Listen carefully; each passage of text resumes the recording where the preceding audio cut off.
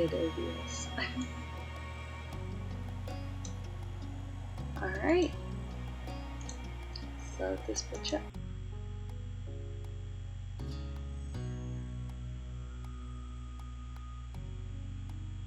Alright. Yeah, 4, and then the ending.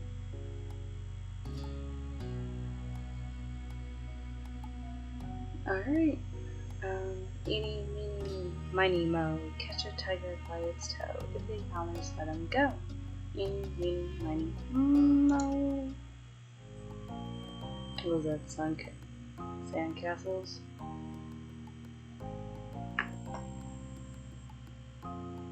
Cool. Okay.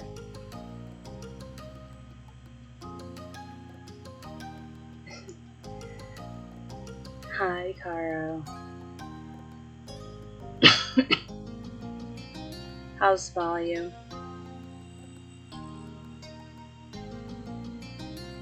I apologize if I'm a little quiet. My brother is home. So I miss this. That is fine. I will just read to you.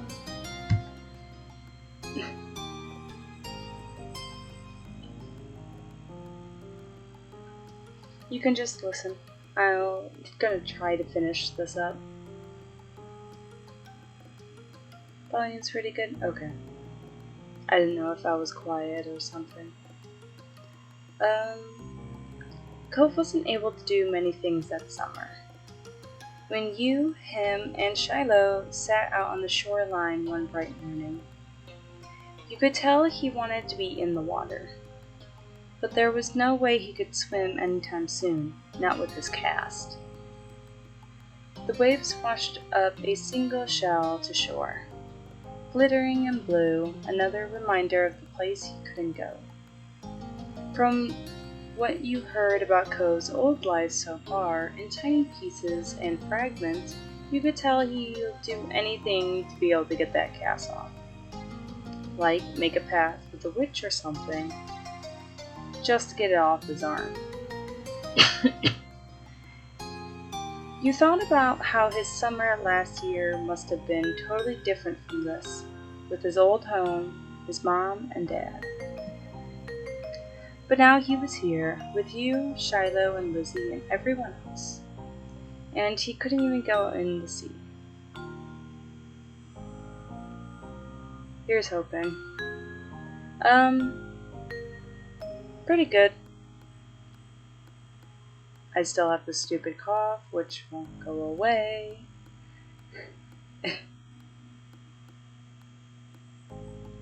But other than that, everything's fine.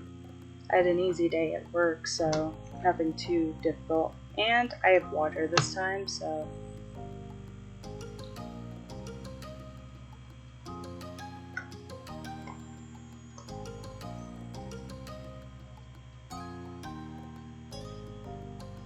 Alright, but now he was here. I read that. And he couldn't even go in and see. This town wasn't bad, it was all your favorite things in it. But sitting there on the same beach you grew up on, you could understand that it was not everyone else felt the same way about Sunset Bird as you did.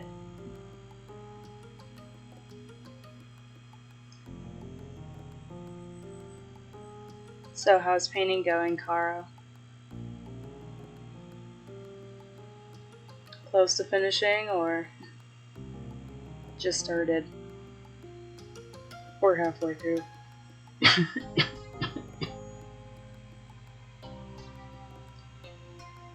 You watched him from the corner of your eye quietly. He finally said aloud what you've been pondering. I wish I could go in the water? Yeah. Oh. I'm sorry. You'll be able to do it soon. Cove's only sighed in response. Apparently soon wasn't soon enough. It's so pretty, the ocean. And huge. There could be anything out there, like mermaids. Yeah! I wish you didn't have the cast. Slow. Finished the project piece, now starting the small painting. Ooh. I wish you didn't have the cast. I really don't care. Oof. Swimming might be fun. If we could, I'm fine here on land. Mermaids aren't real. Kids are assholes for like just walking up to people and be like, yeah, that's not real. If they believe in something. Absolute assholes.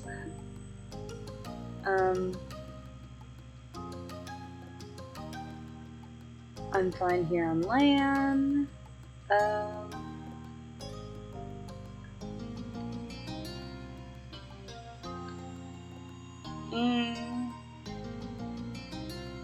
I guess. Wish you didn't have the cast. Me too. Obviously not interested in hearing much more of your input on the situation, and Cove turned back to the water. But as he looked away, something about Shiloh's slow, careful movements caught his eye. Hey, are you building a sandcastle? Sort of. I was only playing around while you were talking. I'm listening. Maybe I could, too. I only made big piles before. I have actually never made a sandcastle before. I think I only did the really big piles. Hi, Angel.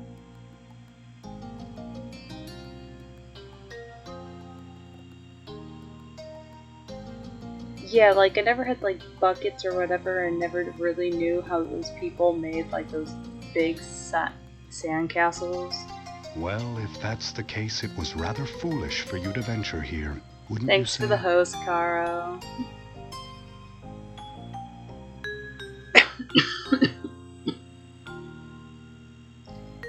It was really nothing special. I'm sure you'll be good at it right away. Well, how did you do it, then? Shiloh's cheeks lit up. Then you could tell he was a little bit uncomfortable to have Cove's expectant stare on him. I'll play too. I love making sand stuff. I never really made one before. There's nothing else special to it. I could say I've never made one before because I kind of haven't. Okay. He put his hands back to his seashells and sand and nodded. I don't do a lot. Here's how I like to get a house started. Shiloh focused more intently than you have ever seen him, guiding the two of you through his process. It didn't take long for the three of you to each have a humble structure prepared. That's all, kind of. You can do anything now, like make it bigger, add seashells, carve a pretty pattern. I bet you'll have great ideas. Okay. I'm gonna make it bigger. I'm gonna make mine a real castle. Cool. This is gonna be a house.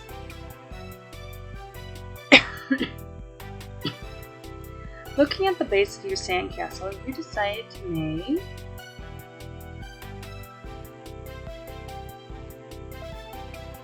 a house, a castle, or a mansion.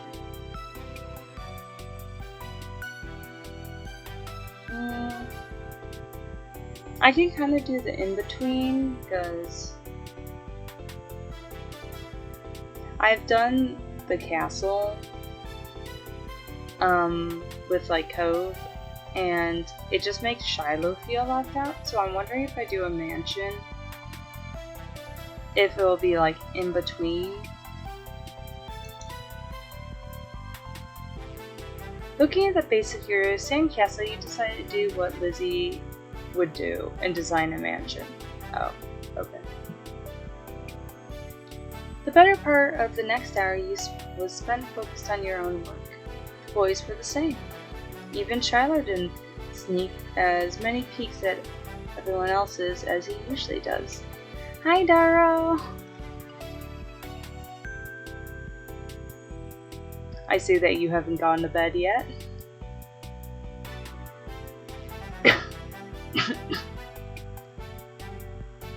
No.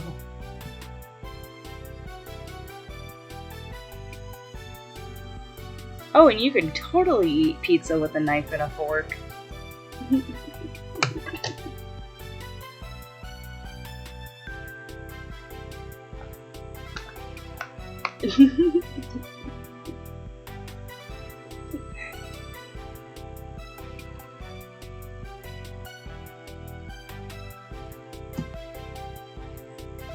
You finished shaping before either of them did. Glancing up from what you built,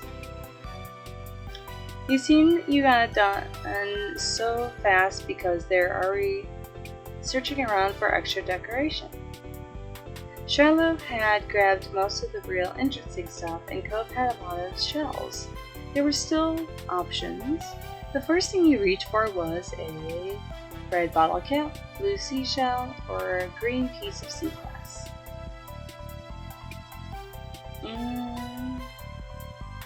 A piece of sea glass? Has anyone actually found sea glass on the beach? Because I don't think I have.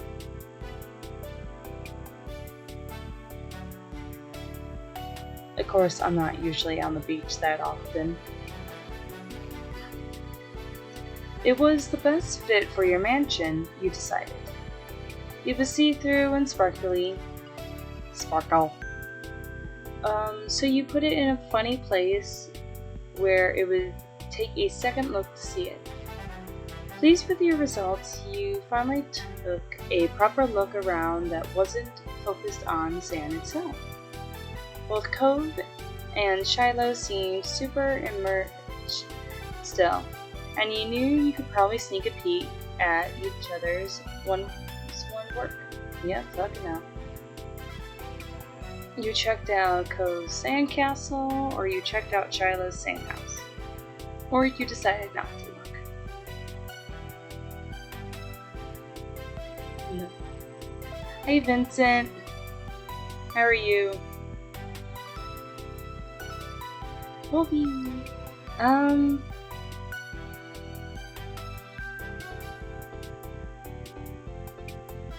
don't know.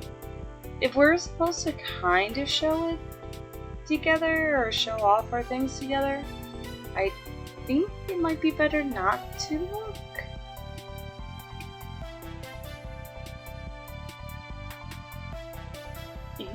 I know, I kind of like the cookie model so much.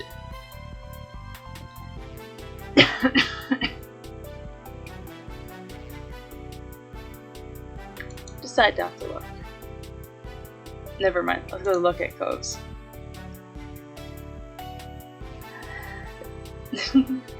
The castle Cove had built looked surprisingly tidy, especially for someone in a cast. He must have worked really hard. He wasn't even finished digging the huge gap moat in front.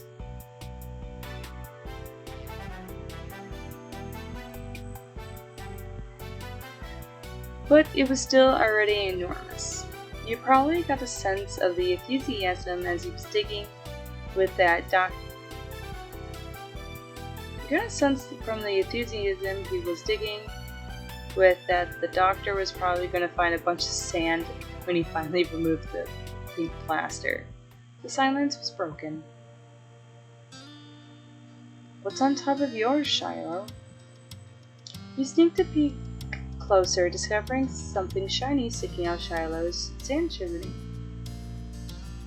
Oh, it's just a gum wrapper. It looks like smoke. Neat. It's good. That's smart. Yeah, I didn't think of that. I guess I don't see it. My own shot. I'm want to eat ya? Oh my god.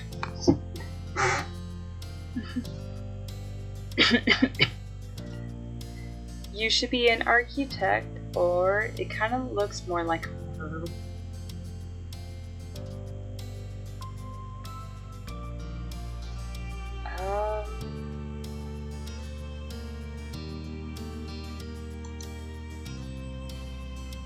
Should be an architect? I have no idea. You'll be really good at it, Shiloh. Shiloh smiled without a word. And that was that for the current topic.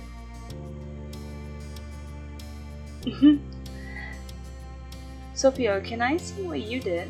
Sure. He scooted a bit near and began surveying your work.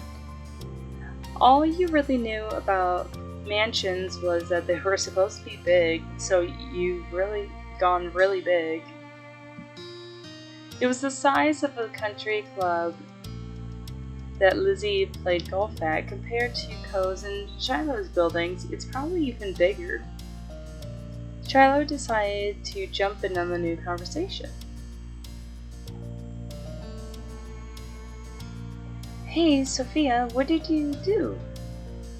This is my mansion. Oh, no. No, I didn't mean to make you angry. Yes, you should totally make Daro into a cookie. Where's Kayla when you need them?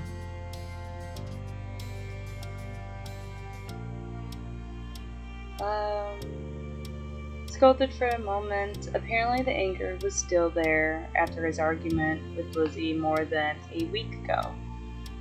It looks great. Your house is so big. It's not a big house. It's a mansion. I guess mansions are just really big houses. Thanks. You just look at them.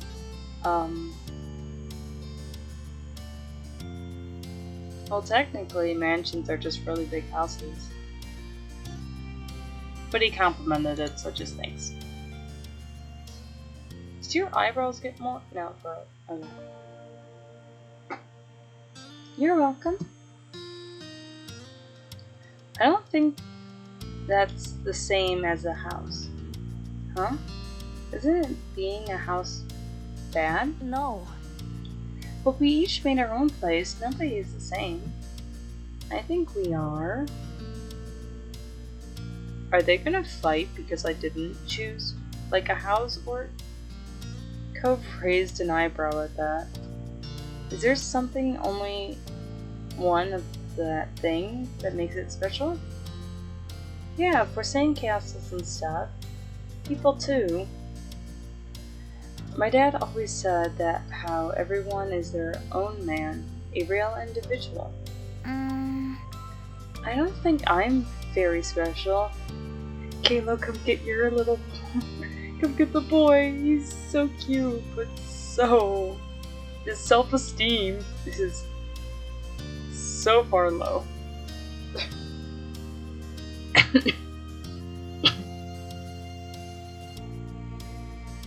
Just like everyone. Why? Why not? No one else is like you. Is you? Shiloh simply shook his head. I'm not different.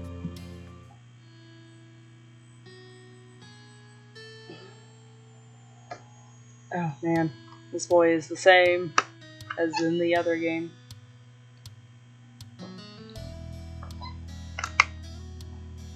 A beat passed between the two. Cove looked down at his own work again. Okay. He didn't seem bothered leaving the disagreement hanging there. Cove, on the other, had other things on his mind. My dad tried to get me to make a sandcastle when we first came to this beach. I didn't want it. Cove trailed off again. There was a moment of silence. Kylo.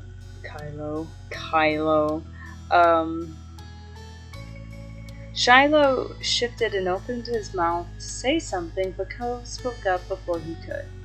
You didn't think he noticed that Shiloh was going to talk. Hey, Do you know what happened when your moms met my dad, Sophia?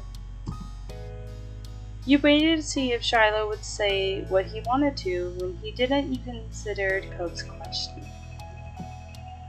I wasn't there and they didn't tell me. I just remember when I happened to meet your dad.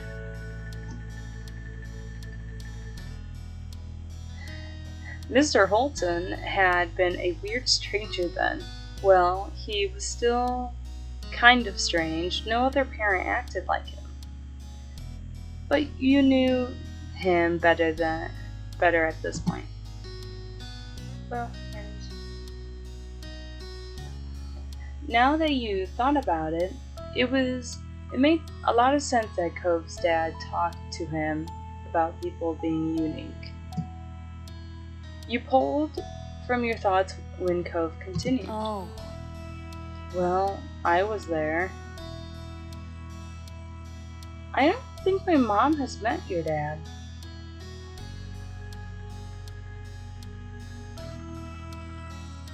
I was waiting for the Kalo.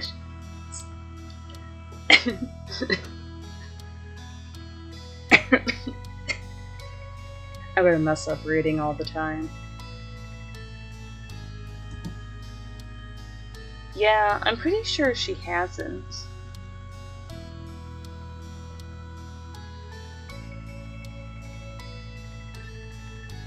I was seeing if I turned down the brightness on my computer to see if it would change on stream, but it didn't, so yay. I'm pretty sure she hasn't. Sophia's parents and my dad met the same day I met her. I was gonna say what happened. Shiloh frowned to himself, ducking his head. His hat casted a shadow over his face. You could still tell he was upset at not being included in Cove's choice of topic. That was kind of boring for him, though giving people their own turn to say things was what they wanted is important too.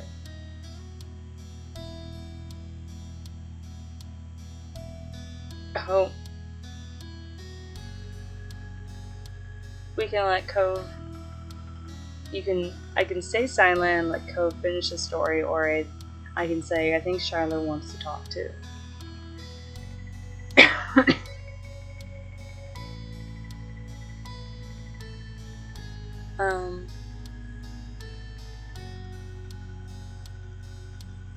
Oh, I really don't know.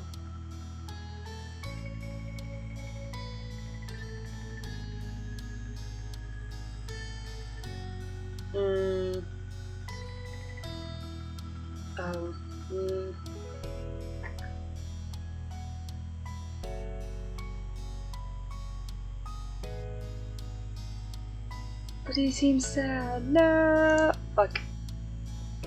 Shiloh could talk about stuff after Cove had the chance to share what he was planning on. When we moved here, we didn't bring a lot of things with us. Only some stuff would fit in my dad's car. We didn't even get a moving truck. I sat there while Dad brought it all inside. Oh my god, is Shiloh slowly progressively getting sadder? I didn't want to get out because I knew Dad would make me look around the new house. I really didn't want to do that. His lips twisted into a frown as he recalled that. But then I saw your moms. They were in the car too and stopped at your house. I guess they were coming back from somewhere or something. My dad noticed and he waved his hand and then went over to the front of your house where he started talking to them. I don't know what they said, but I couldn't hear it. But he couldn't see me anymore since he looked the other way. So I opened the car door and left. The switch. I wanted to get away and went behind the houses and I found those hills there. The ones where we met for the first time. Cove nodded and stared at you and stared back. He didn't go on to say anything more. Huh? Aren't you gonna finish your story? Ko's brows wrinkled. He didn't understand why you were surprised. Huh? That's all that happened.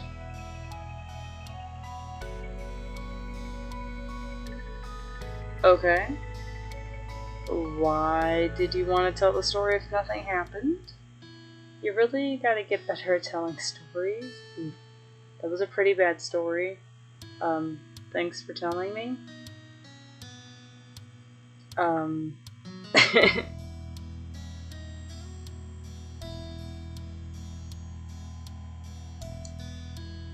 You're welcome.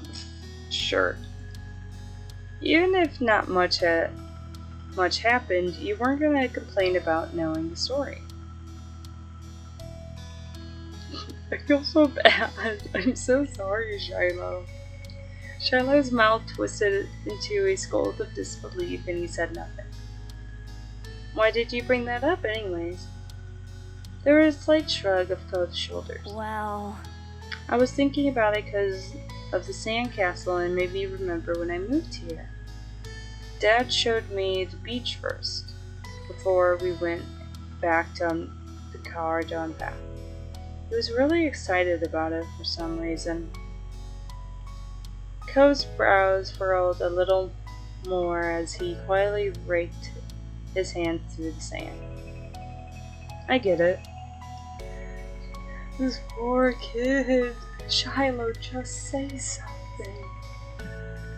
You thought maybe Mr. Holton wasn't that excited about the beach and instead hoping Cove might be. But the line of the conversation had come to its end. Even Cove was done with it, and some other topic had popped into his head. Shiloh, fidgeting uncomfortably in the sand, had made Cove aware of his presence again.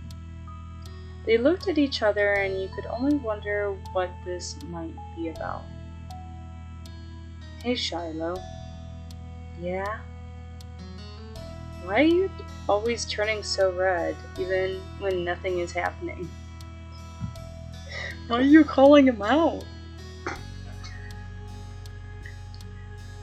Clearly startled, he jerked back. Neither you or Shiloh had expected that to be how he got included in the conversation again. I don't know, I guess. Why are you blushing, bro? Okay, it's kinda weird. Shiloh's eyes were wide with embarrassment. His lips twitched and he blushed even harder than before. Oh, I don't even remember this happening. Is it because I took a different route? Maybe it wasn't only this. Perhaps it was simply the last straw. But it was a big deal to Shiloh, a huge deal. He didn't just look sad, he almost panicked. You weren't sure if he was about to cry, run away, or what. But you soon got the answer. Why do you always wear glasses? Most kids don't wear glasses. And nobody is named Cove. This kid is coming for Cove's neck. Who asked you to come?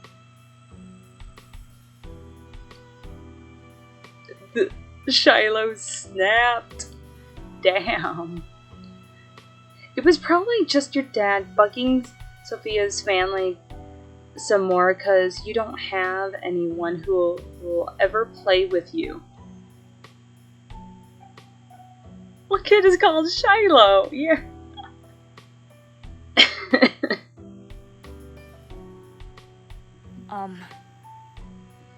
Cove blinked.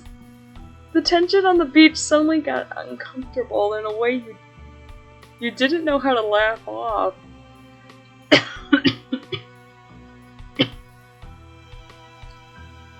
It didn't seem like the kind of thing he would get upset about.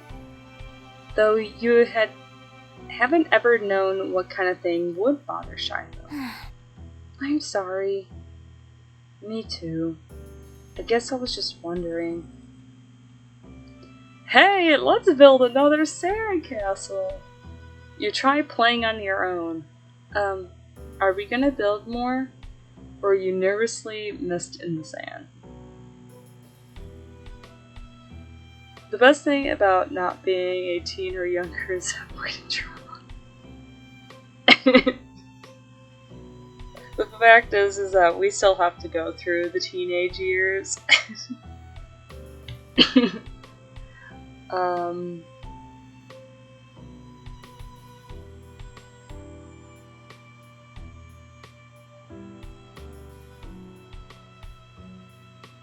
I could try to make the situation better, but well,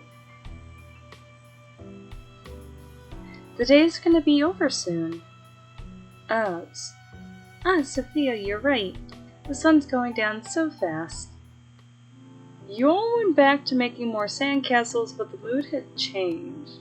Shiloh's cheerfulness was clearly gone, and Cove looked as confused as ever about why the other boy blew up. Okay. The air stayed uncomfortable for the rest of the afternoon, right up till the moment where Shiloh's mom appeared at the beach to take him home. At least you tried to do something to resolve it, though it seemed like it helped. Even though Shiloh's smile when he said goodbye to Cove and wavered, it stayed as bright as ever for you. That's had to count for something.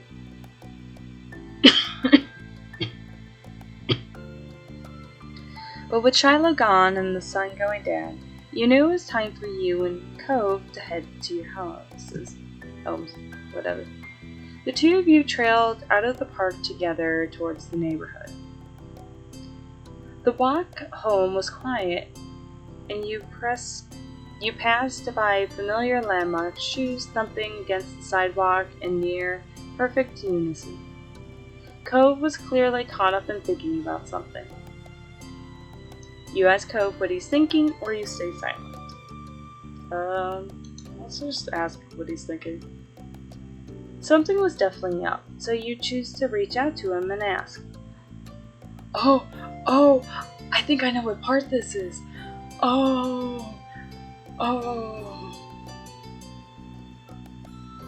Are you guys ready for this? Because I'm gonna do this early to get it out of the way.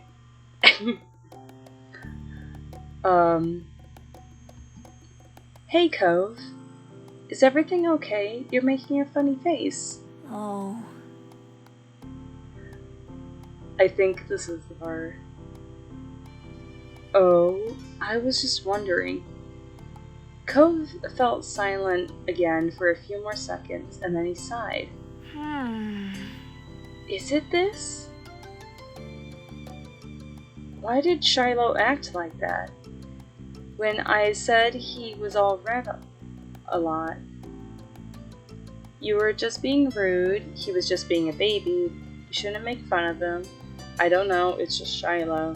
He gets embarrassed. You shrugged at Cove, giving him a no answer to give.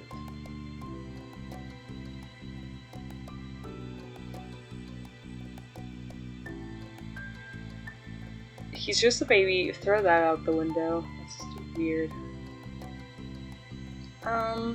He wasn't trying. I guess he gets embarrassed? Embarrassed, but I didn't say anything that bad. It might have upset him anyway? I guess. I can get that. Why would he do that? Sometimes I get really mad too. Despite seeming to come to a conclusion, Cove's mood was still sour. Hey, Sophia, was Shiloh telling the truth? Huh? His gaze left yours as he dug. Hi, Kalo. You missed Shiloh blowing up.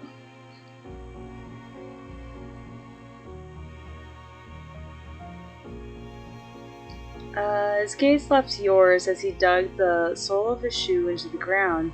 He looked oddly vulnerable for a second. Does my dad make you hang out with me? I know you talk to your moms about that a lot. An uncomfortable weight settled in your chest at the question. You like spending time with Cove, and you didn't even have to think hard about it. You knew you did. But you can't help feel guilty. Cove still doesn't know about what happened when you met Mr. Holton. As I bang your dad. Oh my gosh. Nobody's making me spend time with you. Your dad does do stuff so you'll hang out with my family, but Shiloh shouldn't have said that, or you decide to tell him about how his dad offered you money.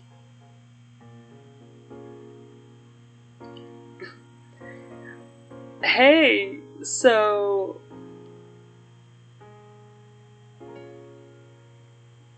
I guess we're doing this now. You guys ready to see this kid cry? True. But Vincent, wait until we meet the mom.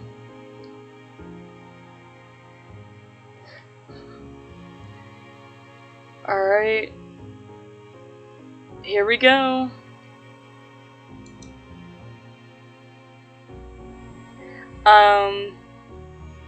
So like out of like the steps, this one, when you tell him young, it's not as bad.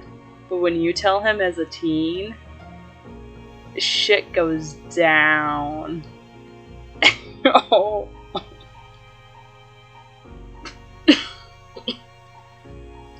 Well, remember how you talked about how our parents met? I didn't know what happened. Yeah. I kinda had something happen that you don't know about when I met your dad. As you struggled to find the right words, Cove looked at you passively. You wanted to turn away, but you kept your eyes on him as you spoke. I was walking home and your dad was sitting in front of the house. It must have been after you ran away. My moms weren't there either. I think that they were looking for you. Your dad saw me. He got up and came over. Mr. Holton told me that he just moved into the house next to mine. Cove was still listening. His expression was plain as before.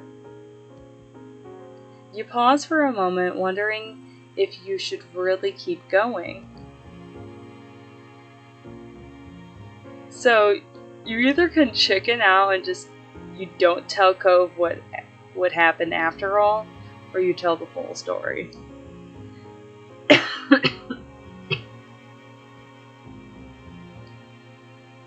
Yeah, no, like, to be honest, if you really want,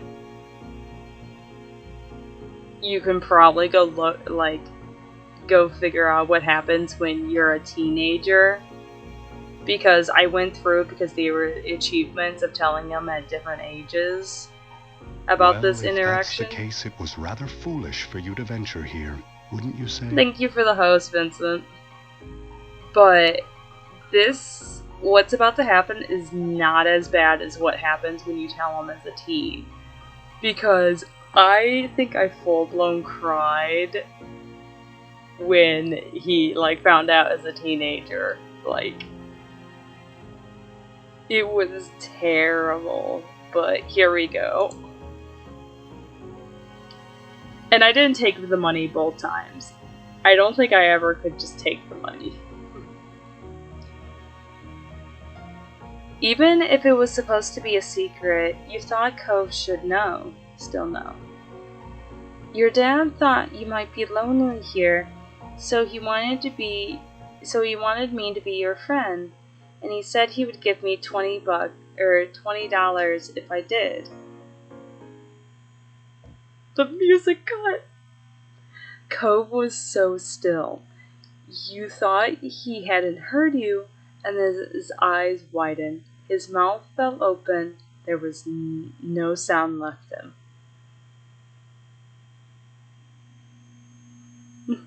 Caro, it's free. Just get it.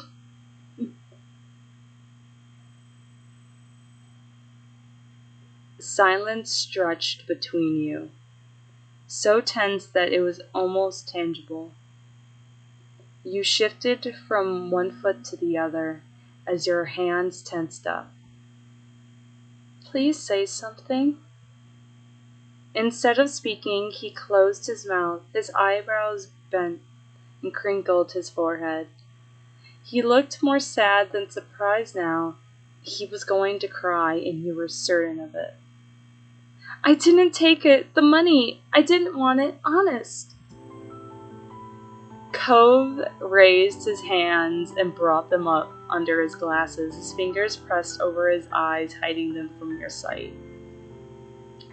Then, right there in the middle of the street, the tears began to fall. His shoulders shook with a force of his sobs, and you could glimpse the wetness through the cracks of his fingers slipping down his cheeks. Cove, it's okay. You step closer, you place your hand on his head, you touch his shoulder, or you stay with him.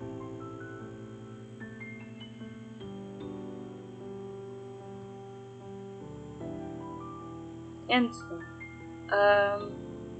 you touch his shoulder.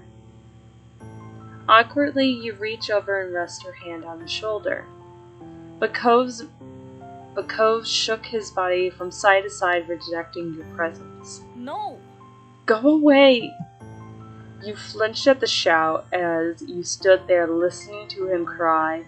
You felt uncomfortable with the scene he was making, concerned for him, regret telling him about the money, bad about everything.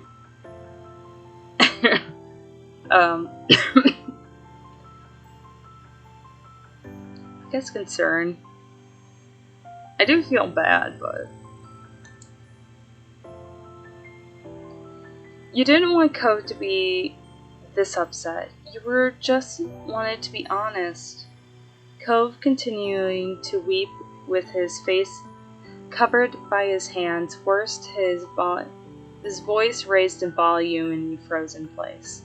The situation was awful, and you kept feeling worse every second.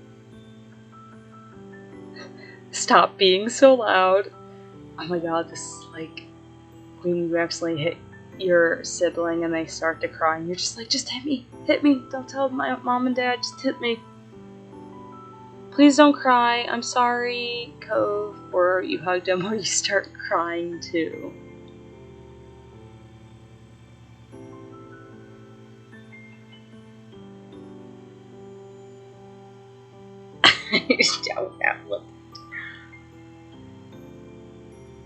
I don't handle people crying very well.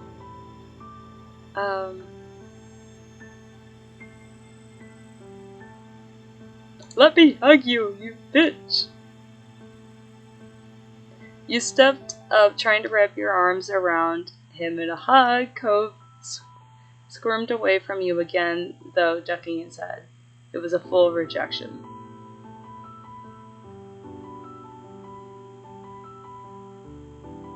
I don't know if I want to go back and change it. Or start crying too. You don't know what to do to stop Cove from crying, and you begin to panic. Before you realized it, your eyes were misting over, and then you were crying with him. You couldn't stop. Time to pass out while listening on the phone. Have a great stay, Wolfie. Have a good rest, Daro.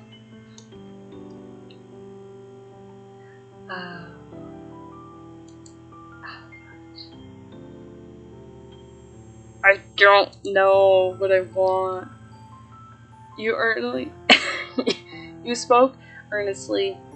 It was all you could do, and it wasn't enough. Okay. I really don't know which option I want. This entire situation is just like terrible.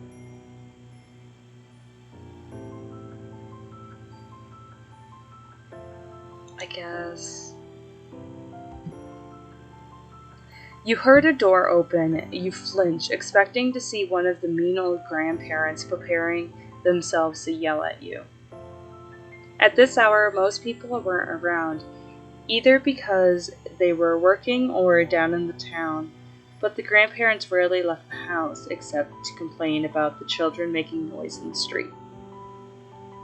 You didn't want Cove to have to deal with that right now, and you tried to come up with something you could do for him, for the situation, for anything.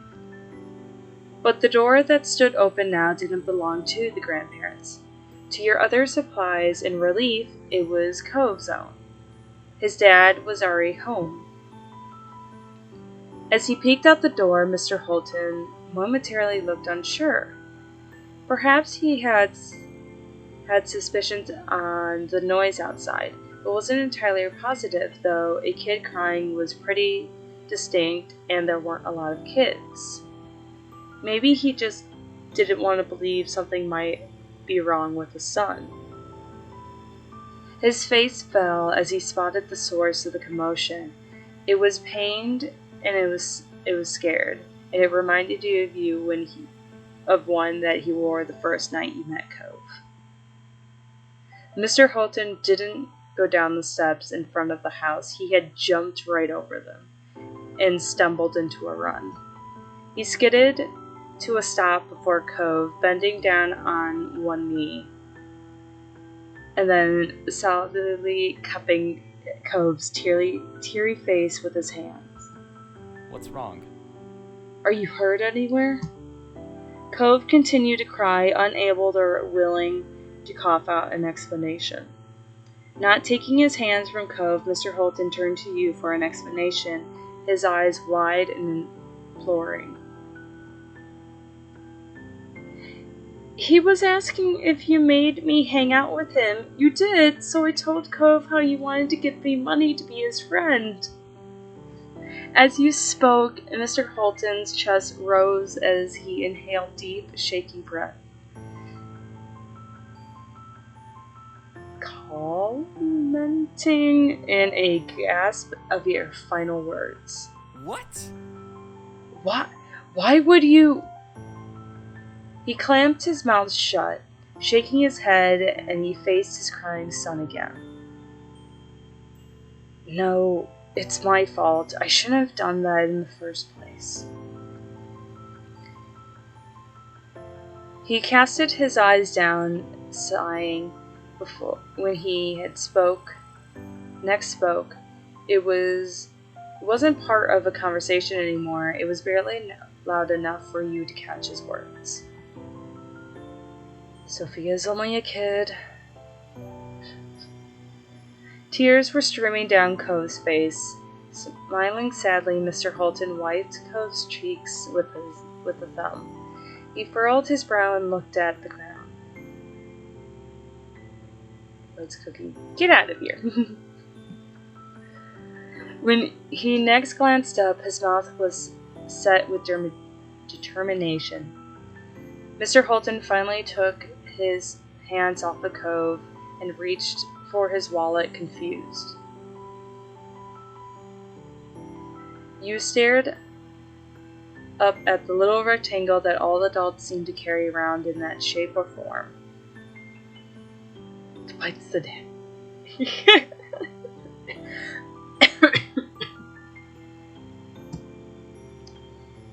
It had been the source of all these problems, and you were sure that Cove wouldn't want to be reminded of it right now. Mr. Holton was clearly a different mind to you. He inexplicably retrieved another $20 bill, rolled it up, and raised it to Cove's face. Cove's eyes were hidden behind tightly clamped fingers. so Mr. Holton poked Cove's nose with the bill. Dies.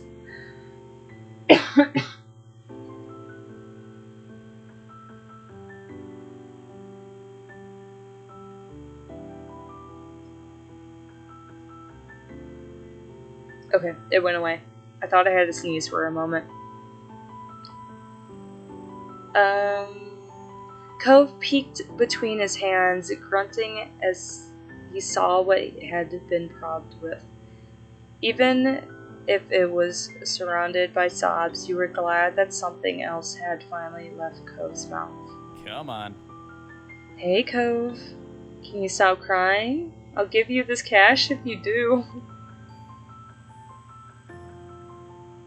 That sneeze definitely did not.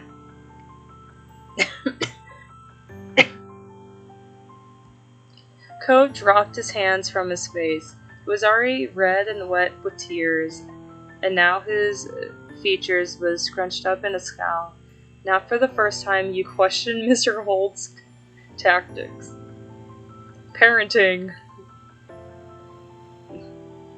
He had to use 2 hands, but Cove firmly shoved his dad's own hand away.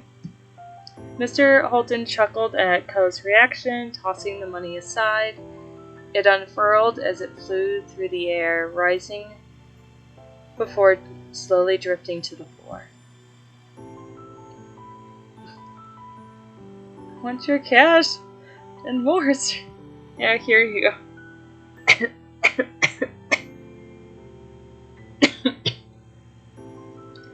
The angry little boy. Mr. Holton took Cove's outstretched wrists and lowered them to Cove's side, stopping him from hiding his face once again. Cove's dad clearly wasn't going to let go. Huffing, Cove turned his whole head away, tears continually rolling down his cheeks as he glowered at the ground.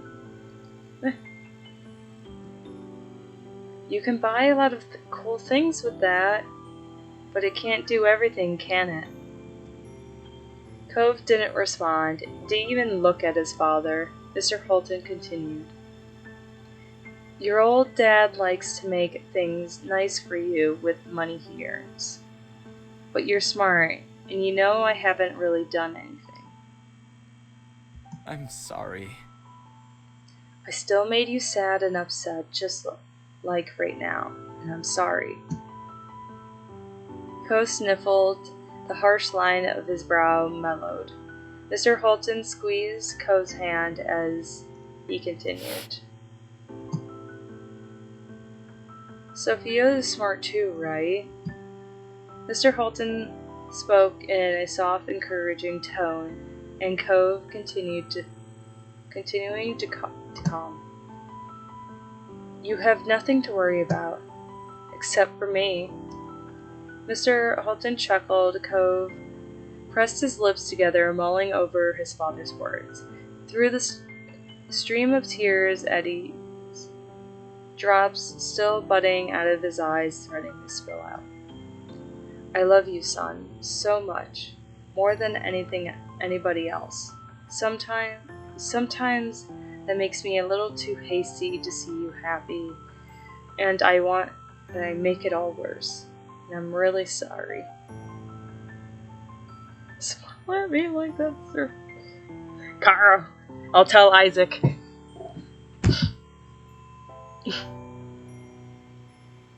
Scrunching up his eyes tightly, Cove nodded.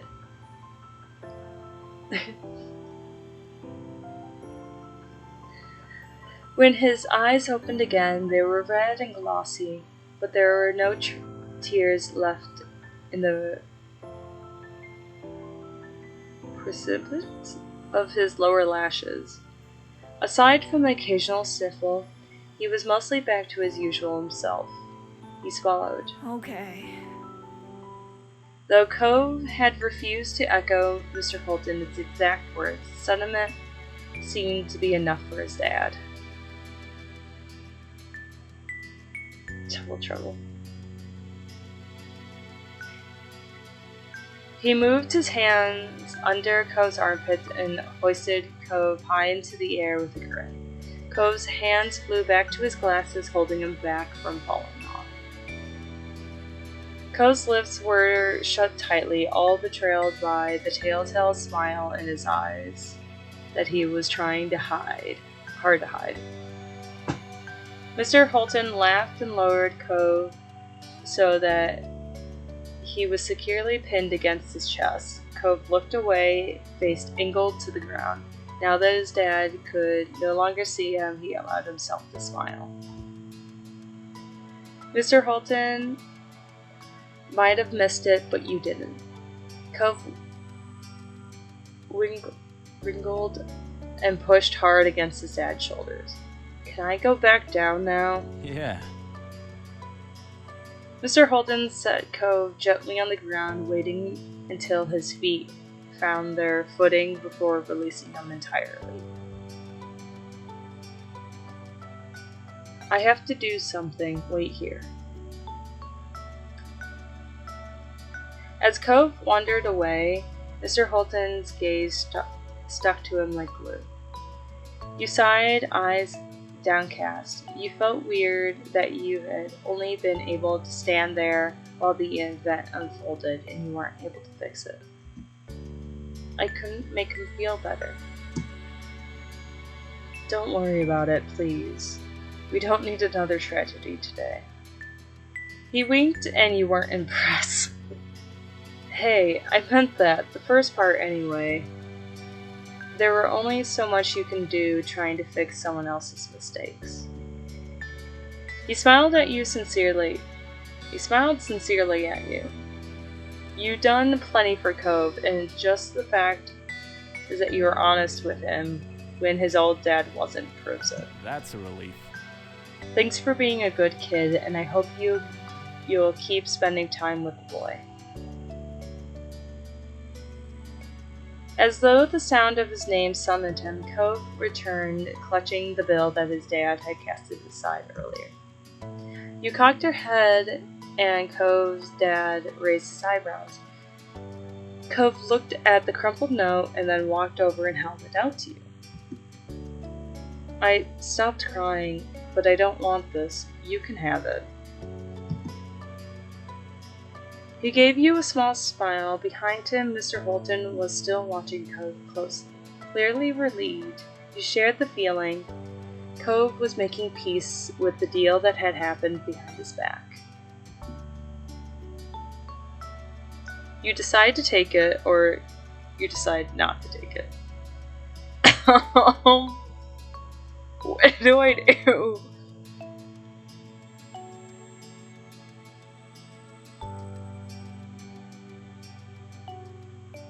I spy with something. Starts with a W?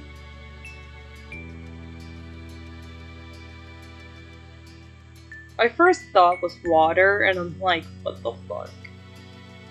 W?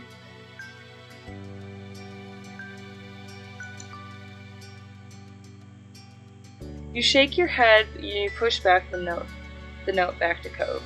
I don't need it. But I don't want it. You are at a stalemate. Mr. Holton hummed thoughtfully, tapping his head as he glanced up at the wide sky as he was pretending to give the conundrum serious consideration. It's a window. My dumbass.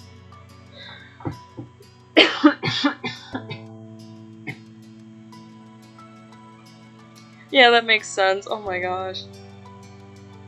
Oh, what is it? Earlier, me and my mom were watching Family Feud, and they got to the part where it was like the question was like, name an animal that starts with a G. The first thought was giraffe, but then we were trying to come up with the second one, and both me and my mom were like, why did we both think grape? I finally said gorilla, but that was the end of that conversation. We both looked at each other like we were stupid.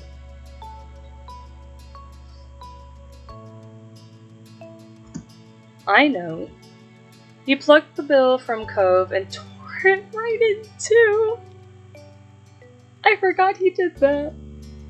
You and Cove gasped in unison. Dad, we can't do anything with that now. True, it won't work in stores like this, but now you can split it. Crouching down, he held the two pieces out to you and Cove. You both looked at the two halves, neither of you reaching for it. It still has value as a keepsake, a memory, and one most invaluable thing you can use money on. So, That sounds pretty good, huh? Maybe I'm getting smarter. Wordlessly, Cove stretched out a hand and took the half. You took yours, running a finger along the jagged edge of the bill. Dude just wasted $20. It was cool to think that no other bill would share the exact same features and percent peaks and trots of the tear, except for Cove's, which would bear them in reverse. It did feel like there was still value left in it. Mr. Holton stood up, stretching his hands out casually. Well, then, it's time for dinner. Me and the Rugrat need to go in. You should probably, too. I bet your moms want to see you. Alright. Bye. thanks very much. Have a good night, and thanks. The father and son waved at you as you turned and dashed back home. The note still clenched tightly in your hand. You felt lighter. Alright. Eeny, meeny, miny, moe, catch a tiger by his tail. If he hollers, let him go. Eeny, meeny, miny, moe. Ghost. Oh, I think, yeah, we finished all the ones that weren't DLC, so now we are on the DLC.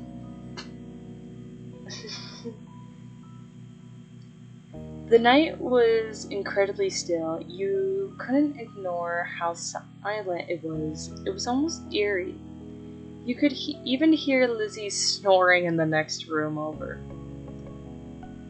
It was hard to believe how much of a blur today was. Summer sure did slip right past you.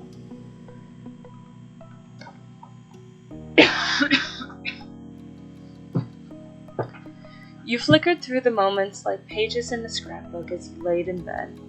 The one that stuck out all seemed to include your new neighbor, Cove.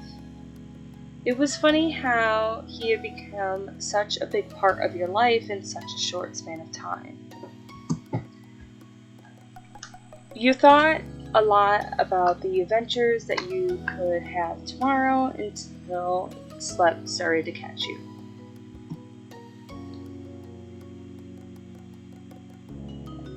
Then you heard something scrape against the window.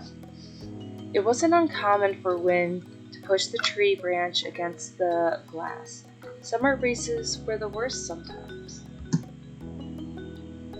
But the more you tried to ignore it, the louder it seemed like it became, like it was something trying to get your attention.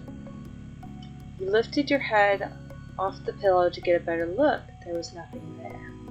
Nothing you can see, at least. So, we can just go back to bed. It was only your imagination, or you investigate the mysterious sound. It's too creepy to ignore. Because I know this does something. You practically jumped out of bed, creeped down the stairs to go outside. Your moms were still up, and they stay up so late, it seemed. Luckily, they were watching TV and didn't hear the soft click of the front door opening as you slipped past. The 8-year-old me just walked out of the house.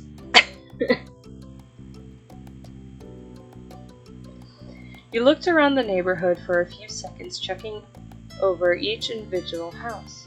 It looked normal, but it didn't feel that way. You knew you weren't supposed to be out here right now. It was exhilarating, or you regret your decision, or it scared you. I guess. Dude, I am somewhere where I'm not supposed to be. It usually freaks me out. You didn't know what had come over you. It was if something bad happened, no one would even know you were where you had gone, and the thought of you made your stomach tighten in fear. The ease which you had slipped out had only served to make you feel worse. Your moms didn't need to be vigilant because they had trusted you to not do exactly what you were doing. Sophia. Look at this boy. He's in clothes. Different clothes. You twitched at the sudden call and immediately calmed down upon seeing Cove walk up to you. It was strange, but yet completely normal to have them appear like this right now. What are you doing? I saw you standing around in the middle of the street and from my window. You weren't sleeping either. Why not? Cove turned his lips to smile, almost as if he was amused by the question. Because, bitch. Did you hear a weird noise? You should be in bed. Because what? I'm glad to hear it. Whatever the reason is, at least you were no longer alone in the dark.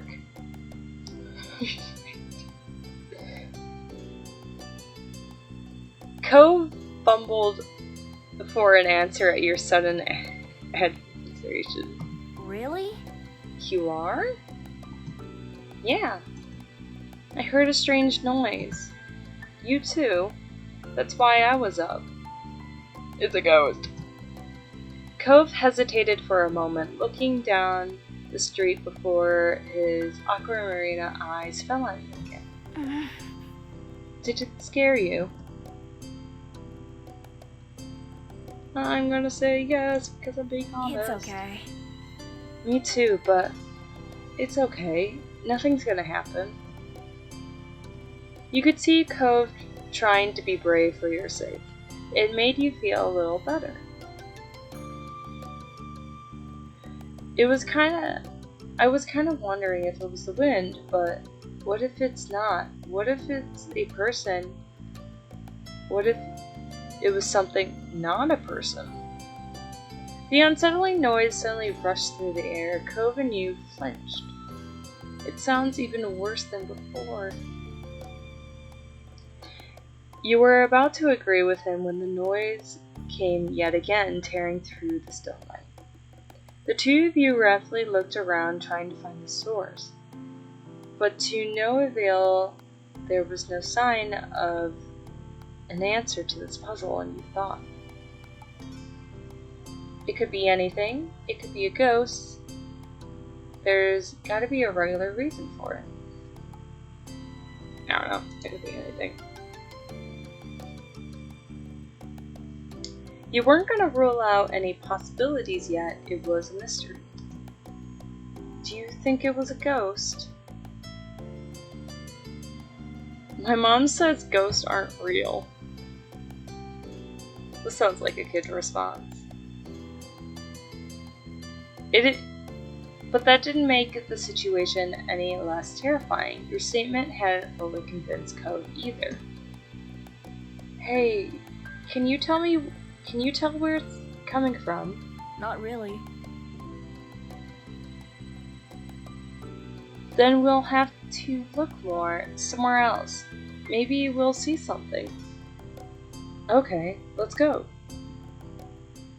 2 8-year-olds just venturing out at I'm gonna say 9, 8 o'clock at night. Who knows? As you walked the familiar streets of your neighborhood, fear coursed through your veins. When your hands brushed against his, you realized that you hadn't been the only one who was trying to close the gap. Shadows cut corners and angles where you hadn't expected, distorting the features you saw every day. The noise came again, shrilling and hard. You set your teeth on edge. The way it grounded its way through you. Cove's throat bobbed, his eyes glistened in the dim light. You stayed frozen on the spot, you took a deep breath to calm yourself, or you ran to hide behind Cove. Let's run to hide behind him. But the noise that escaped you was sort of a shriek, and you darted behind Cove, as using him as a human shield. Sophia, holding onto the back of your shirt, you used it to keep him in front of you, even when he was awkwardly trying to spin around in order to see you. You can come out here. He lifted his uncasted hand up to where you can see it. When Cove offered, it only made your heart thump louder, and it wasn't out of fear. You accepted his hand. You didn't take his hand. You gripped his arm instead. Take the hand. You carefully slid your hand into his, though your palms were both clammy and you held on tight. You couldn't explain why, but it made you feel stronger, and you felt like you were ready to continue on. Cove shut his eyes and pressed his lips together. Your fingers locked around each other's even tighter. So... Where did you want to check? The park, the beach, the hills behind the house. I don't know, the hills? You and Cove ascended the hill, lit only by stars in the night sky. The wind ripped through the grass and ruffled your hair. Without the sunlight to translate what you were seeing, every bush in the distance looked like a creepy figure or a towering monster. The noise was just as loud as here, as it was in your neighborhood, with just a little indication behind what cause. You kept going forward, you ran away, or you snuck back into your neighborhood finally. I don't know, forward? You couldn't stop when you had already gone this far. You had to find out what was going on. The top of the hill was an excellent vantage point to survey the town from. Everything appeared normal, but there was no out-of-place site pinpoint to answer this mystery. Without a visual marker to guide your way, you supposed that it was up to you and Code to deduce the source of the sound. The hill had many great hiding places, and you intended to check them all. You upturned rocks, peered up trees, rummaged through the thick grass for anything that might be some closure in all of this. You stuck close to Cove as you hunted for the source of the sound.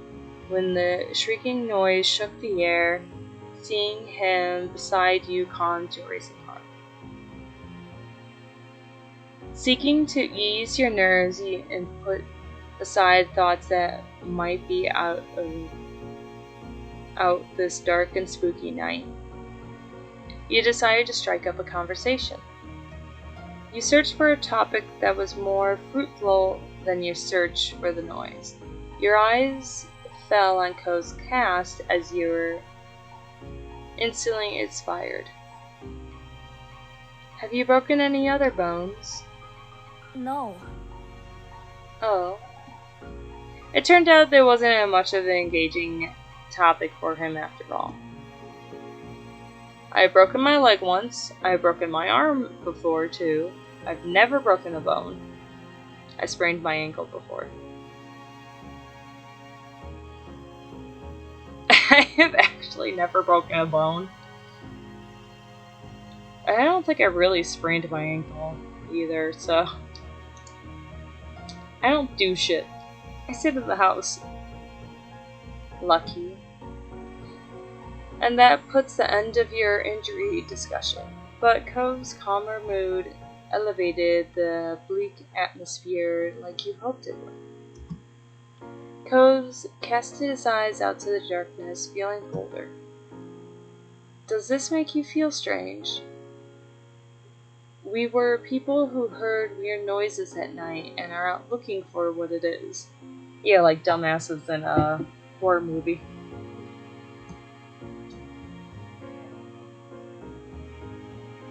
It's like we were starting the start of a book or a movie and we're the main characters. Yeah. It's a horror movie, it's an action story, it's a fantasy, or it's a documentary.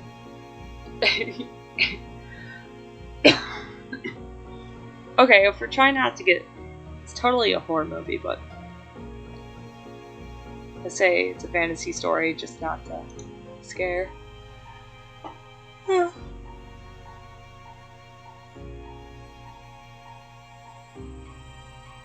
The world that they found outside looked like their own, but it wasn't. And they stepped into another dimension without even knowing. Really? Yep. It's a dimension where everyone has been cursed to sleep until the monster making the noise is defeated. How are we going to defeat the monster? We'll find magic swords that can defeat the dreaded beast with one blow. Okay. Whatever the noise was, you had confidence that you had established that it wasn't coming from the hill. Once you were satisfied and nothing was out of the ordinary to be found on the hill, you considered the next step. You figured you could check the park too, you figured you could check the beach too, or you decided to go back home.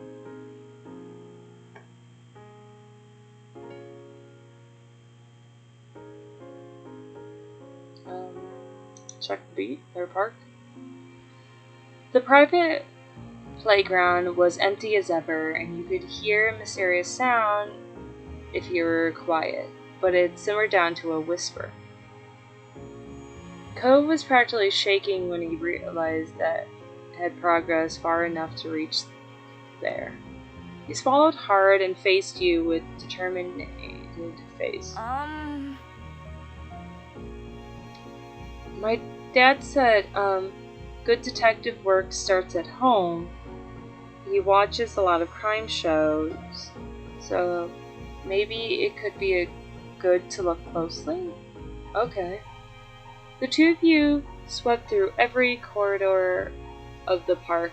No monkey bars, swings, or tire went unchecked. Huh? He was squatting on the ground, squinting at something in his hand. Intrigued, you checked over his shoulder so you could see it too. Cove held his palm open. Pulling inside was the length of a speckled chain, grain sand embedded in its fine links. Lifting up, it became apparent how this had come to be here. You had seen bracelets and necklaces enough to recognize that the clasp which held it together snapped. It's broken. Oh no! The necklace! It's broke! Ouch, you many TikToks. It's silver. Werewolves hate silver and other things too, I think. If this noise is caused by a monster, we can protect ourselves with it. You'll scare it away with junk, but if it's not real silver, we can protect ourselves. Yeah! He's cute. He flicked the chain as if to crack a tiny whip. I wonder if there's anything else we could use out here. Cove considered this, frowning. I should have grabbed some garlic before I left. His frown evolved into a scowl. It probably wouldn't have worked. Dad doesn't have real garlic. He gets fake garlic? Little flakes in a jar, not the real balls you have to cut up like Mom uses. Flakes might be easier to use. It's still garlic, it's just chopped up. That can't taste good. We won't need it anyway.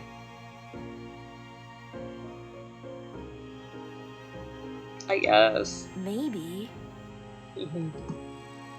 From his begrudging tone, you could tell that he was still firmly on the side of fresh garlic. You had exhausted all the possible places to search in the park. Straightening up, you mused over your next step. It's gone. What? When you realized that the noise, which grown faint and less frequent during your search, had died off completely.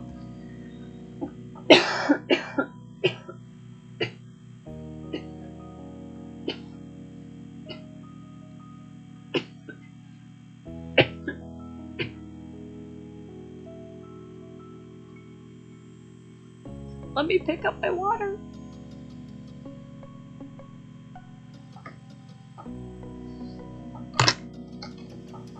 Oh god, it's so big.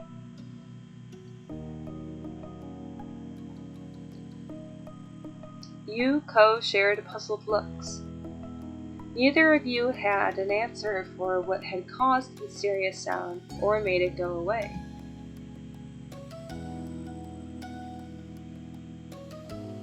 A yawn crept up on you. All the excitement had made you forget how late it was. Let's go home. We're not going to find anything now.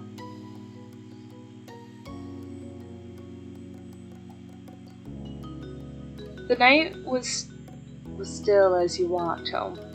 There was nothing the usual background noises or eerie whistle from before. You could hear every step you and Cove made like a cough in a movie theater. The two of you came to a halt outside of your front door. Never before had it looked so ominous. Now to sneak back inside. Do you sneak out a lot? This is my first time, not really. Lots. You were lying. Lots. You were telling the truth. First time.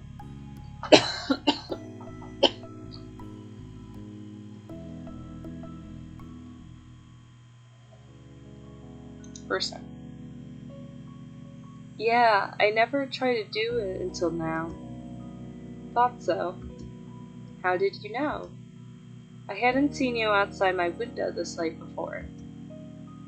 That was fair, though it could have been a possibility that you were so good at sneaking that this was the first time he had caught you. Are you worried about getting caught? No.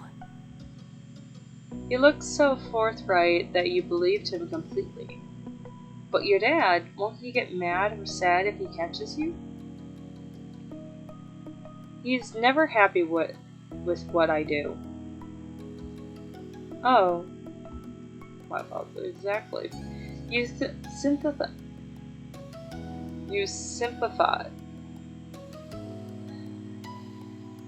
You encourage Cove to see it more positively, or you stayed out of it and you didn't know how to react. Positively? Your dad's just worried about you. He cares. It doesn't matter if he's worried. If he's the one who makes things worse.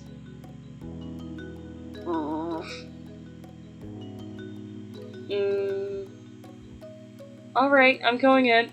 We're just gonna end the conversation there. Okay. Bye. Okay, good night. Good night, Cove. Thanks for coming with me tonight. I'm not sure if I could have done it by myself.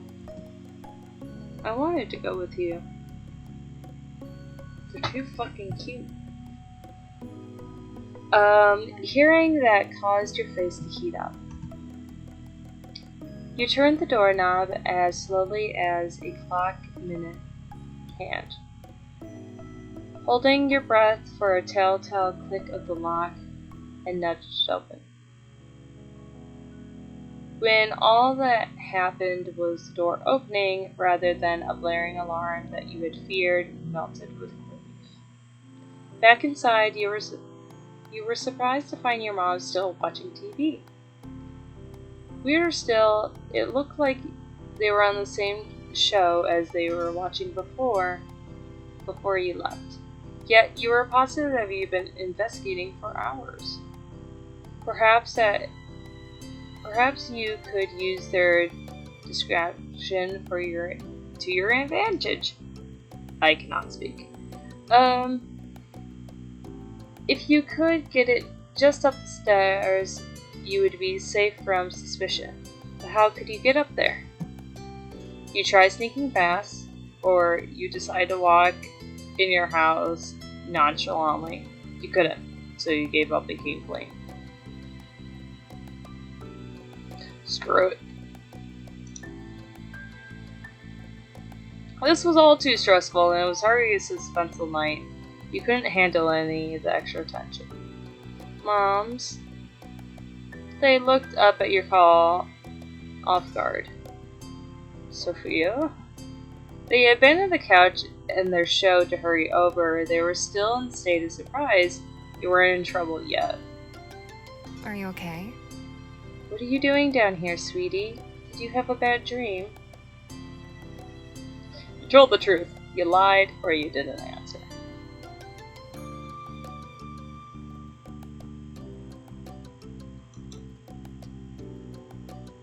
I went out to find the cause of the noise.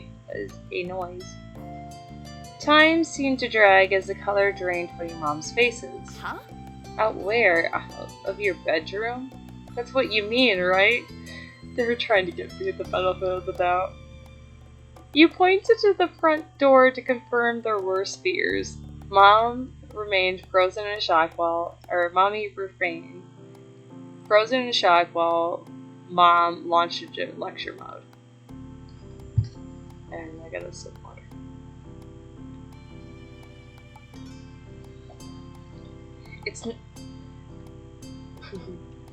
I got used the full name. Sophia Layton, it is not safe to be out there at this time of the night by yourself.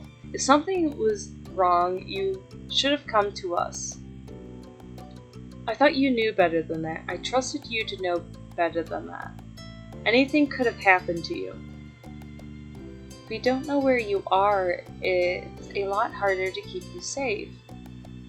Her voice was soft, but yet still cut deep. You pawed the ground with your feet. What they were saying made sense. It was scary, and I don't like being scared. I just wanted to see what it was there. Sweetie. Honey. Mommy wrapped her arms around you, cradling the back of your head. You clung to her. You're brave for facing your fears, but you need to be smart too. It was scary because it might have been a possibility of something dangerous, right? That kind of worry is something you should have told us about. Okay. Mom shook her head with a sigh. Let's get you back to bed where you belong. Right. We will have to talk about this in the morning. You pulled a face at that, but didn't protest. All things considered, they could have been much harder on you. Once your moms had left, you turned over your night's adventure in your mind. It was still hard to believe that you had really done it. Sure, you were gonna get a talking to tomorrow, but it had been a night that you'll never forget, better for or worse. You hoped the Cove had gotten home okay. Oh, look, another window. Yeah, it's gonna be an important window for the rest of this game after we get past this step. You got it home okay. Though he hadn't been worried, being told off was never fun. Wriggling down deeper underneath the sheets, your thoughts turned to the unsolved mystery. You and Cove had only just began to scratch the surface of it. Maybe you solve it and maybe you won't. But knowing that you had shared it with him made you feel like you were being tickled from the inside. You hugged a pillow to your chest, tossing and turning as you replayed the night event in your mind, daydreaming about different ways they could have gone. Jeez. Any fear or danger that might have been there was entirely overshadowed thinking on how close you had been with Code the entire trip. Your daydreams ushered you into sleep with a smile on your face. In the morning, the lecture continues, but ultimately your mom's let you off with a warning. It had been pretty unusual circumstances after all. You later learned that Cove didn't end up in trouble for the nightly escape either. It was unclear whether because his dad chose not to punish him or Cove got away with it. As for the sound that started all this, the adults who were around were convinced it was nothing more than the wind. For your imaginative mind, it wasn't nearly enough. How could they accept something so simple, so easy? Maybe it made more sense when you had grown up too. Oh, 2 more.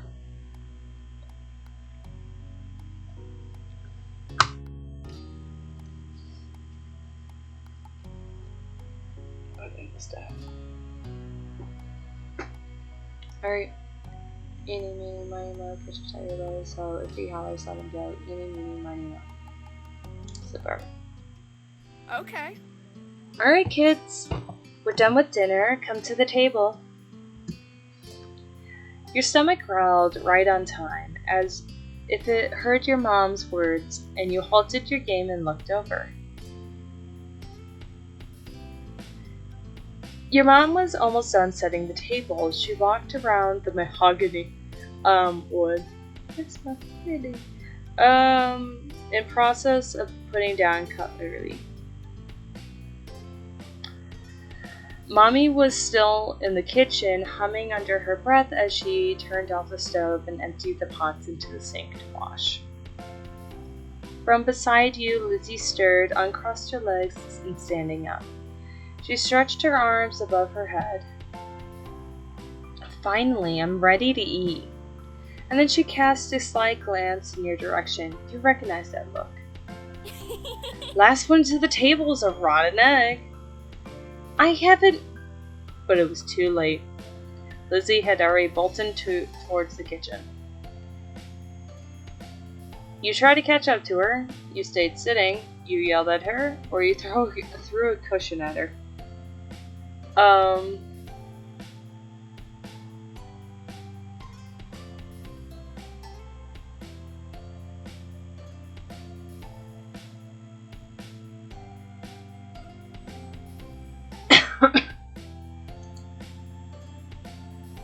You weren't gonna let her win without a fight.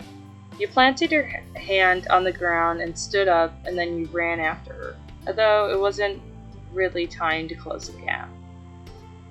It was a short distance to the kitchen table, and Lizzie managed to get there easy enough, slapping a hand over the wood.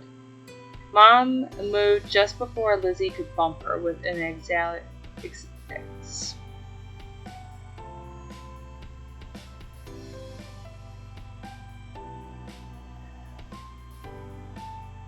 a sigh, and she resumed work.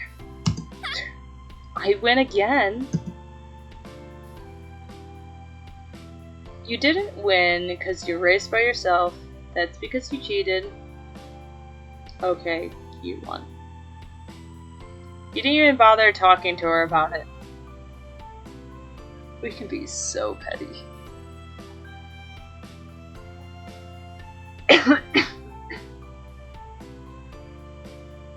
That sounds like we're jumping through it. Maybe.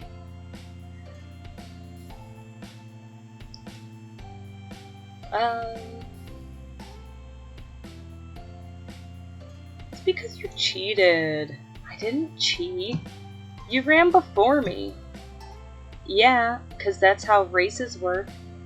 The one who starts first wins first. It isn't true. Sounds like something a rotten egg would say. Lizzie grinned, her hands on her hip as you looked over your shoulder. Cove,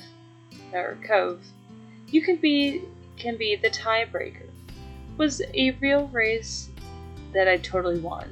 You blinked, you hadn't noticed what he had been doing in the little event, which wasn't much.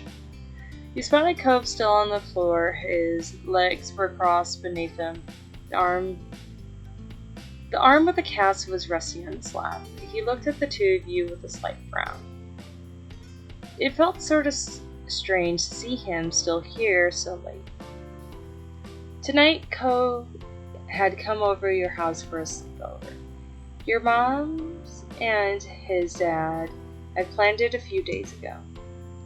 You weren't surprised. You had begged your moms to invite Cove over one day. You were excited when your moms told you your idea and he was coming over. He was really gonna stay over. You were nervous for the moment you found out.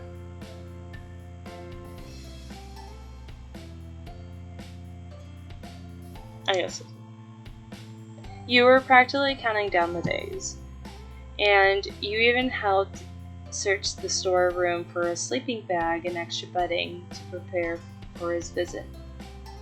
Cove pushed his lips together at Lizzie's question, but you didn't respond. Maybe he was planning on ignoring her, not that Lizzie would make it easy. This wasn't the first time that she asked him to be the referee for her summer races. Come on! Well, did I win or what? No. What? I don't think you won. How come? It's not my fault Sophia's slow. Cheating's cheating, and cheaters never win. You always pick her side. Yeah. Oh, I just realized how the model has been. Cove snuck a shy peek at you before answering her. I pick her because she picks me. You're a couple of rotten eggs then. That's enough. No one here is a loser or a rotten egg. You each get a farm fresh. Creature farm fresh. Which is a sentence I never thought I'd say. Alright. Now, listen to your mom and come sit at the table for dinner. All three of you. You and Lizzie obeyed, sitting across from each other at the edge of the table. Lizzie blew a raspberry at you when Mom turned her back.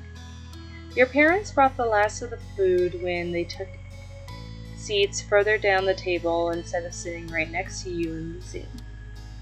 Only Cove was left out. He stood up from his spot on the floor, but he hadn't moved towards the kitchen. Cove, you can sit too. Slowly, he eyed the 4 seats that were left. Thanks to the new seating arrangement, your parents chose one free chair was beside you, another next to Lizzie. The last 2 were on the other sides of your mom's seat. Sit next to me. You can sit anywhere you'd like. You stay quiet. Come here. Cove's gaze met your gray eyes.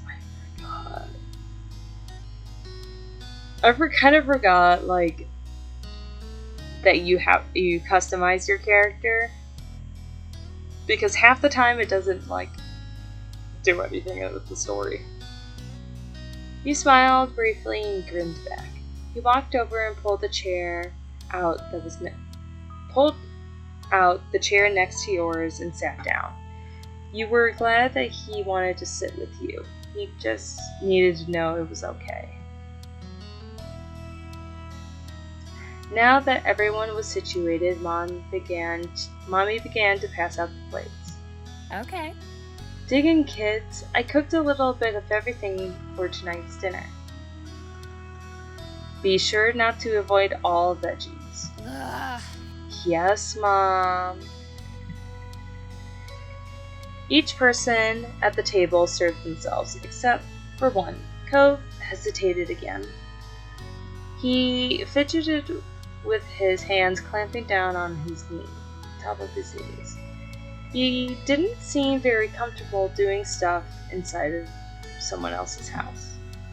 One dish seemed to have his eye, at least. That's the pineapple chicken. You want to try some?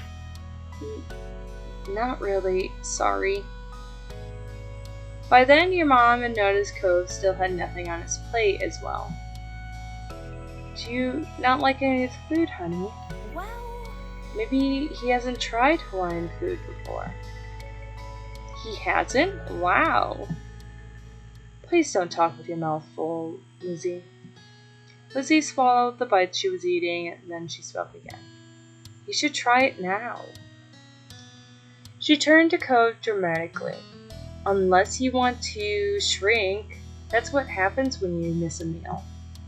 Elizabeth, that's not true, and you know that. Cove squirmed underneath all the attention. He fidgeted with the fork between his fingers. I've had some things, just not any of this. oh shoot.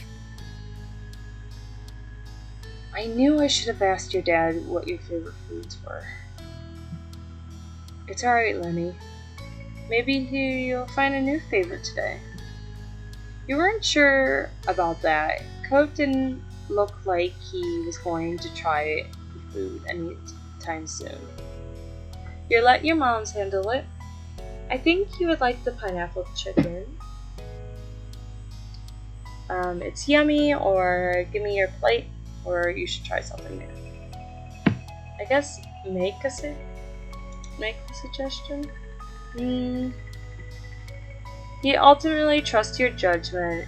At your suggestion, Cove carefully spooned rice and chicken onto your plate. You saw that you took more of the grilled pineapple than any other vegetables.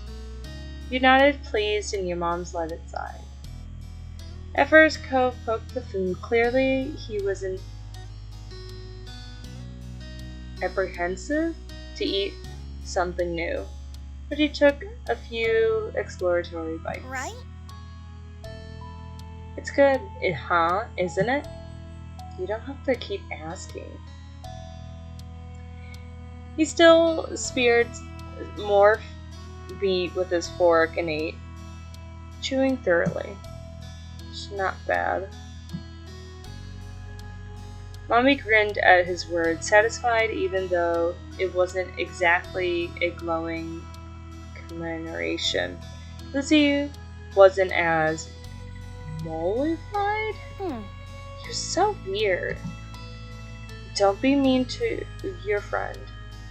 We're not friends. Oh. Mommy floundered in the face of Cove's blunt honesty. You weren't surprised by Cove's declaration.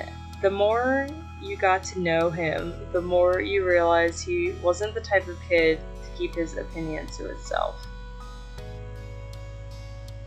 She wasn't easy to get along with all the time, though Cove didn't make it much of an effort either. You hoped Cove thought of you as a friend. The two of you were friends, right? You wondered how he felt about you. That still made you nervous about your own relationship with you. At least the two of you were definitely friends. I'm pretty sure we were definitely friends. You knew without a doubt the way he felt about Lizzie didn't change it. When you gave Cove a look, he returned a small smile, confirming your thoughts. Your mommy looked at Mom and only shrugged. No. Elizabeth, don't call people weird. Someone weird. There's no such thing as a weird person and a non-weird person. There's just different perspectives. It's not a nice thing to say to anyone, but Pam. Mommy tried to whisper exclusively to Mom her attempt to make it audible over the sound of clinking silverware meant you caught the quiet words anyways. They're not friends, he said so. As a parent, we can only try, and sometimes we fail. Not all kids will be thick as thieves. Now let's talk more eating, kids. You need to clean up and start winding down for bed. But Mom! No buts. We've talked about this. Your bedtime will be moved back in a few years. For now, you don't get to stay up late. Lizzie sulked, muttering under her breath about how it wasn't right. You laughed at Mom's phrasing. You groaned as well. Stay quiet and finish your meal. I can laugh at it. You can contain your snorts. I don't know what I'm laughing at. Something the matter? Mom said no buts. Buts.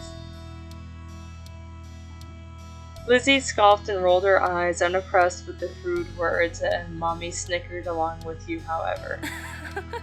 That's right, no buts are allowed here.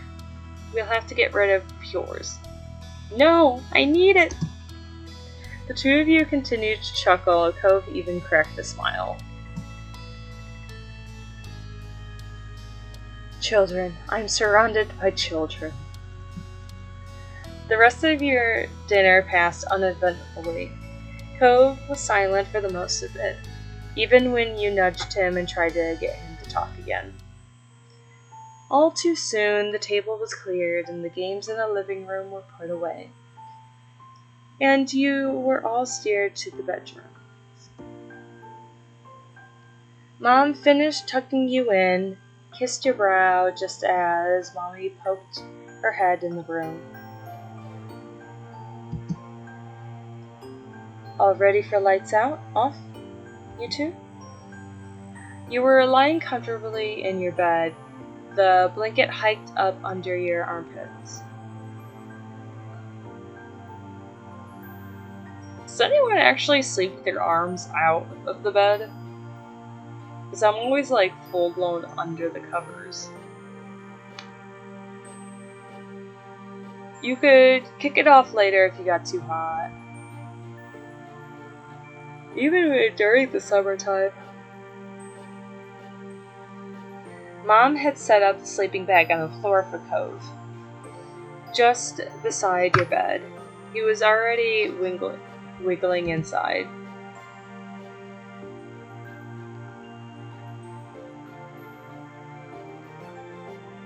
You nodded for the both of you in response to Mommy's question. Good night. Perfect. I'll go say goodnight to Lizzie then.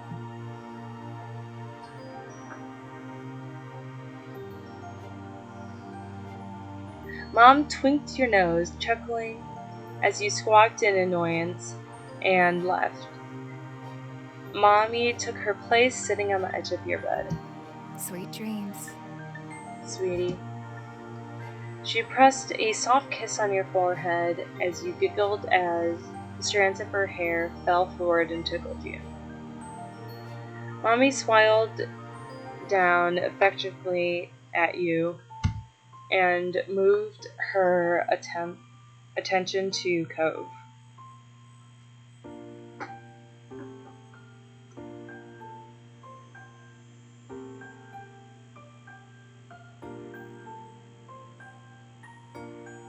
My brain stopped working for a moment. Who was watching from this spot on the floor? Do you need anything else before falling asleep, honey? What does your dad do? Sometimes he picks me up and lifts me really high, and then he shakes his hands like he's gonna let go, but then catches me again. He keeps doing that until sometimes he drops me on my bed, or times where he lowers me down. and pretends that I'm like I'm crashing.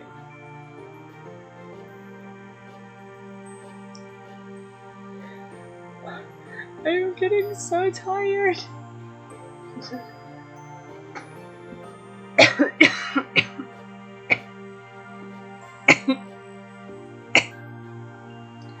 We'll talk of sleep or whatever. I'm just like.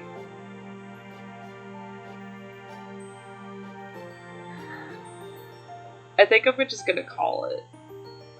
And we just finish this later on in the day.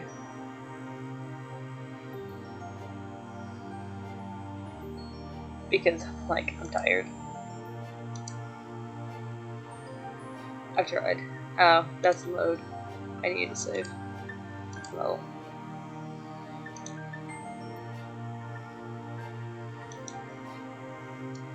Ugh.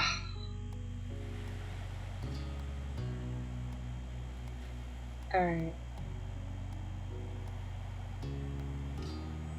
Probably not gonna raid anyone.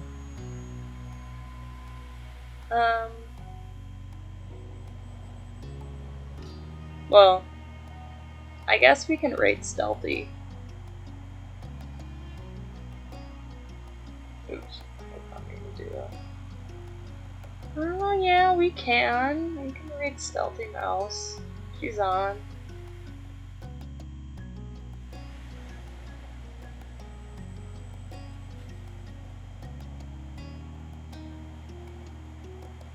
Hopefully she's not ending. Because that would suck.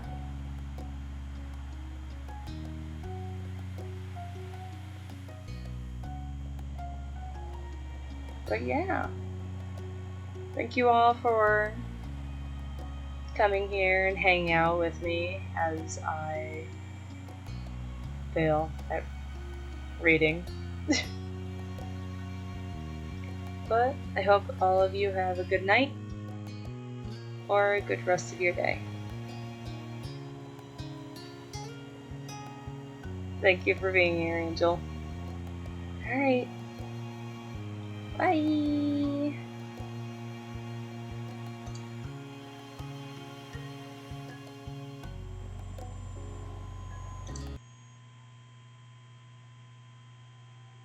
Where's OBS? OBS, get back up here. I need it. OBS! OBS! I need to stop streaming. Come back.